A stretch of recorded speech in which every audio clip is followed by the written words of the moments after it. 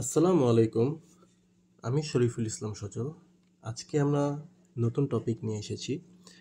সেটা হলো significance of the slope. Significance of the slope জিনিসটা কি বোঝায়? আমাদের প্রথমেই আমরা একটা ইকুয়েশন বের করেছিলাম। ইকুয়েশনটা হলো গত কোয়েশ্চেনে আমরা যেটা আলোচনা করেছিলাম এইটা হলো ইকুয়েশনটা আমি এখানে লিখছি।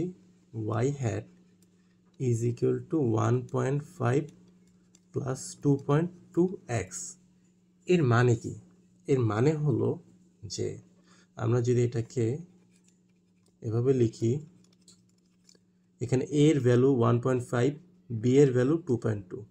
a ধারা বোঝায় ইন্টারসেপ্ট, b ধারা বোঝায় স্লোপ। আর আমরা এখানে কার টেস্ট করতে এসেছি? স্লোপের টেস্ট করতে এসেছি, b এর টেস্ট করতে এসেছি। এবার কোয়েশ্চেনটা পড়া যাক। The owner of Havertys Furniture Company studied the relationship between the amount spent on advertising in a month and sales revenue for that month। অর্থাৎ সে আর কি টেস্ট করেছে যে আমি কতটুকু অ্যাডভার্টাইজিং করি এবং কতটুকু সেলস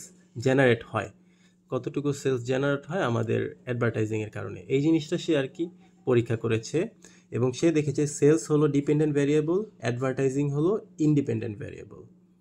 আমাদের রিগ্রেশন ইকুয়েশনটা এখানে দেওয়া আছে এবং স্যাম্পল হলো 5 মান্থস। 5 মান্থস মিনস এন এর ভ্যালু হলো 5 এবং আমাদের আলটিমেট গোল হলো কন্ডাক্ট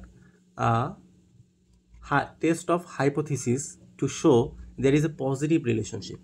পজিটিভ রিলেশনশিপ আছে কি না এটা আমরা জানতে চাই। আমি আবার বলতেছি, পজিটিভ রিলেশনশিপ আছে কি না সেটা আমরা জানতে চাই। এখন একটু মাথায় ভাবি তো যে পজিটিভ রিলেশনশিপ থাকলে সেটার ভ্যালু 0-র বেশি হবে না কম হবে? এই যে বিটার যে ভ্যালু এটা বেশি হবে না কম হবে? 0-র বেশি হবে। আর যদি আমাদের কোয়েশ্চেনে বলতো যে নেগেটিভ রিলেশনশিপ আছে কিনা, তখন আমরা 0-র কম হইতো। তো আমাদের অল্টারনেট হাইপোথিসিস হলো যেই জিনিসটা আমরা টেস্ট করতে চাই, যেই জিনিসটা আমরা চেক করতে চাই, যেই জিনিসটা আমরা কন্ডাক্ট করতে চাই, সেটা সবসময় আমাদের অল্টারনেট হাইপোথিসিস হয়। সো আমাদের অল্টারনেট হাইপোথিসিসটা হবে, যেহেতু পজিটিভ রিলেশনশিপ আছে কিনা চেক করতে চাচ্ছে, সো এটা হলো 0-র বেশি। এবং আমাদের নাল হাইপোথিসিস হলো এটার direct opposite. Direct opposite means less than or equal to 0। এটা হলো আমাদের স্টেপ 1। যে কোনো হাইপোথিসিস যে টেস্ট করার জন্য আমাদের এটা হলো স্টেপ 1। স্টেপ 2তে আমরা জেনে নেই যে আমাদের আসলে সিগনিফিকেন্স লেভেলটা কত। আমাদের এই কোয়েশ্চেনে সিগনিফিকেন্স লেভেল দেওয়া আছে 5%। 5% মিনস 0.05 এবং সিগনিফিকেন্স লেভেলকে আমরা আলফা দ্বারা ডিনোট করি। স্টেপ 3তে আমরা ক্রিটিক্যাল ভ্যালু বের করি। ক্রিটিক্যাল ভ্যালু কি? ক্রিটিক্যাল ভ্যালু হলো আমাদের একটা টি টেবিল দেওয়া থাকে, সেই টি টেবিল থেকে আমরা ক্রিটিক্যাল ভ্যালুটা বের করে থাকি। ক্রিটিক্যাল ভ্যালু বের করার জন্য আমাদের কয়েকটা জিনিস জানা লাগে। সেটা হলো আমাদের ডিগ্রিস অফ ফ্রিডম জানা লাগে। আমাদের ডিগ্রিস অফ ফ্রিডম এই কোয়েশ্চেনে এন এর ভ্যালু হলো 5 এবং এন থেকে 2 মাইনাস করলে that means 5 minus 2 is equal to 3। আর আমরা যেই কোয়েশ্চেনটা সলভ করব এটা ছিল ওয়ান টেল টেস্ট। টেস্ট কেন? আমরা জানি greater than or less than থাকলে ওয়ান টেল টেস্ট হয়। সো ওয়ান টেল টেস্টের টি ভ্যালু কত হবে? যেভাবে আমাদের ক্রিটিক্যাল ভ্যালুটা বের করা লাগে, আমাদের কোয়েশ্চেনে এন ছিল 5, degrees of freedom N minus 2, 5 minus 2 is equal to 3। আমাদের আলফার ভ্যালু ছিল 0.05 এবং আমাদের কোয়েশ্চেনটা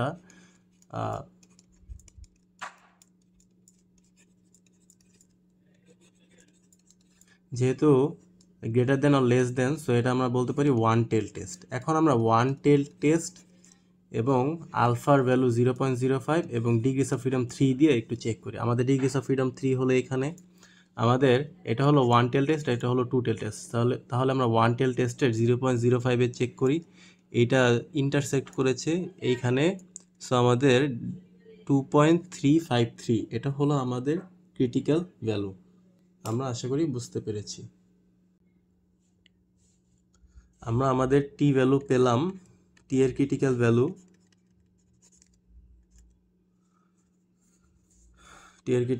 হলো 2.353। এটা হলো আমাদের টি এর ক্রিটিক্যাল ভ্যালু। এর মানে কি? এর মানে হলো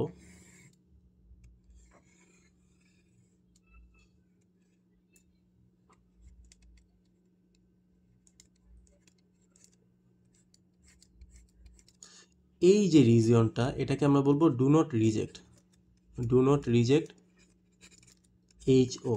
অর্থাৎ আমরা তো এখন বের করলাম ক্রিটিক্যাল ভ্যালু, এরপর আমরা বের করব ক্যালকুলেটেড ভ্যালু। আমাদের ক্যালকুলেটেড ভ্যালুটা যদি এই রিজিয়নে পড়ে, এই রিজিয়নে পড়ে, এর মানে আমরা HOকে রিজেক্ট করব না। কিন্তু আমাদের ভ্যালুটা যদি এই রিজিয়নে পড়ে, এটাকে আমরা বলি রিজেকশন রিজিয়ন, এখানে পড়ে, বা রিজেকশন এরিয়া এখানে পড়ে, তাহলে আমরা নাল হাইপোথিসিসটাকে রিজেক্ট করব এবং অল্টারনেটটাকে গ্রহণ করব। ওকে, এটা গেল আমাদের স্টেপ 3।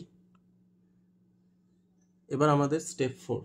স্টেপ 4-এ আমরা টি এর ভ্যালুটা বের করব। কোন ভ্যালুটা বের করব? Calculated value. টি এর ক্যালকুলেটেড ভ্যালু বের করার ফর্মুলা হলো বেটা মাইনাস 0 স্ট্যান্ডার্ড ডেভিয়েশন বা স্ট্যান্ডার্ড এরর। আমাদের এই কোয়েশ্চেনে বেটার ভ্যালু দেওয়া আছে 2.2 এবং আমাদের স্ট্যান্ডার্ড এরর দেওয়া আছে 0.42। তাহলে 2.2 মাইনাস 0.42 আমরা যদি করি, তাহলে আমাদের ভ্যালু আসে 5.1850। এই 5.1850 এটা কোন রিজিয়নে পড়বে? আমি যদি জিজ্ঞেস করি এটা কোন রিজিয়নে পড়বে,